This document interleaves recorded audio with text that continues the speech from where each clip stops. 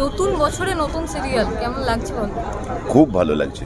আমাদের তো সবসময় ভালো লাগতে হয়, কারণ এটা আমাদের জার্নি।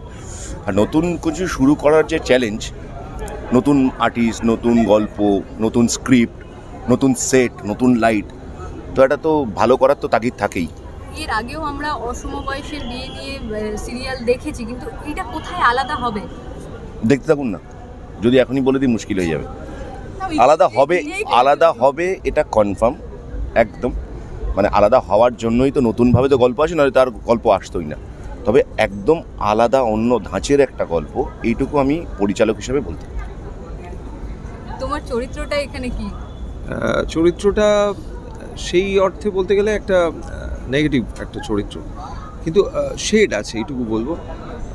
এবং আলাদা করে নতুনত্ব খুঁজতে যাই আমি আমি চরিত্র যেটা আমি রূপদান করছি সেটার ক্ষেত্রে বলতে পারি যে একটু মজা দেওয়ার চেষ্টা করেছি। আমার ডিরেক্টর পাশে রয়েছেন, তার নির্দেশ অনুযায়ী আমরা আলোচনা করে একটা অন্য কিছু একটু অন্য ধরনের মজা দেওয়ার চেষ্টা করেছি, যাতে দর্শকদের ভালো লাগে। ওই ভিলেন কেবলমাত্র রিভলভার নিয়ে তাড়া করছে ইত্যাদি এরকম ব্যাপারটা নয়, তারও একটা ক্রাইসিস আছে সেইটা, এবং তার জীবনে যে আমরা তো জানি যে অসামঞ্জস্য বা যে ট্র্যাজেডি তার চড়তে চড়তে কমেডিতে রূপান্তরিত হয়। নিশ্চয়ই তার এই চরিত্রটা অনেকের তার জীবনে একটা ট্র্যাজিক পার্ট আছে, সে হয়তো সাফল্য পায়নি তার জীবনে, সেই জায়গা থেকে একটা জায়গায় গিয়ে মজাগুলো বেরিয়ে আসে দর্শকের কাছে, কিন্তু আমার কাছে সেগুলো ক্রাইসিস। এরকম একটা চরিত্র বুনতে বুনতে যা হচ্ছে সবাই মিলে দেখা যাক কী হয়।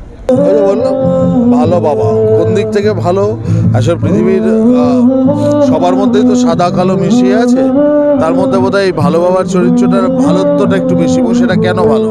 এই মানুষটা একজনের কাছে ভালো, কিন্তু তার মানে এই নয় যে আরেকজনের কাছেও ভালো হবে। তো আমার যে চরিত্রটা, সেও কারোর কাছে ভালো তো কারোর কাছে খারাপ। এবং কেন ভালো আর কেন খারাপ সেটা জানতে হলেই দেখতে হবে আকাশ কুসুম, সেটা নিয়েই আসা।